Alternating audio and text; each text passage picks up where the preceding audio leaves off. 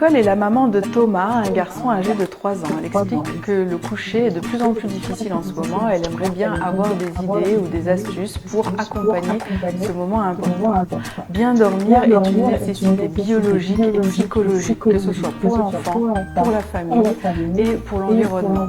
Un enfant qui dort mal, c'est un enfant qui peut développer des difficultés de concentration, d'attention, mais aussi des difficultés à gérer et réguler ses émotions. Il est donc très important de l'accompagner, vous avez raison, dans un bon sommeil. La construction du sommeil se fait depuis tout petit et par cycle. Un tout petit a besoin de beaucoup de sommeil et peut faire des phases courtes et des phases plus longues. La journée, les siestes, et la nuit, des périodes de nuit assez longues de 10 à 12 heures en fonction des enfants. Arrivé à 3 ans, le sommeil commence à se réguler, à se stabiliser, mais apparaît dans la période de vie de l'enfant un certain nombre de peurs, d'angoisse, d'inquiétude, l'envie de ne pas lâcher prise, parce qu'on sait qu'il y a des choses qui se passent dans la maison pendant qu'on dort. Donc l'enfant va essayer de reculer, différer, et plus il diffère, plus il s'énerve, plus il est fatigué, et plus il ne veut plus aller se coucher, ça devient compliqué et source parfois de beaucoup de conflits. Il faut associer le sommeil, on pourrait comparer le sommeil à un train. Et vous avez la locomotive.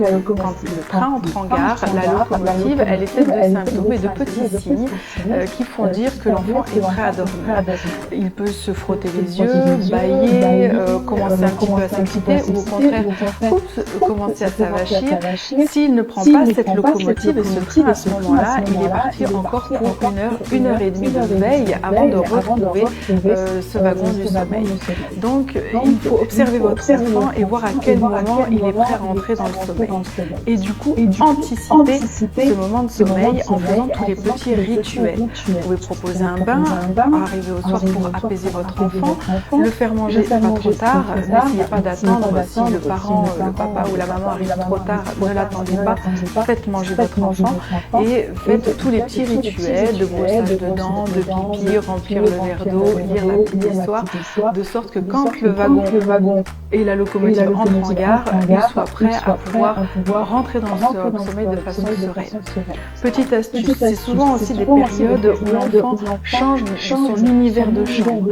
Le lit grandit, parce qu'il passe du lit de bébé au lit de grand, les décors changent, donc il a de plus en plus peur aussi de ces changements, il se sent moins confort. Proposez un environnement un peu cocoon, un peu sécure.